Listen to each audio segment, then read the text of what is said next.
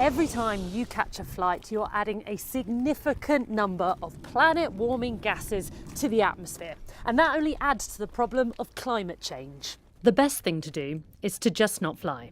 So if you are going to fly, what little things can you do in order to reduce your carbon footprint? Every item on a plane makes it heavier. Usually the heavier the plane, the more fuel is needed. So when you're packing, think about whether you really need to take all that stuff. Planes use the most fuel when they're taking off and when they're landing. If you can fly direct to where you're heading, your carbon footprint will be smaller than if you go via another airport. A study by the World Bank shows that if you fly in business or first class, your emissions are at least 3 times more than if you decided to fly in economy. Here, the seats are smaller, and it means that more people can be flown about by the same amount of fuel.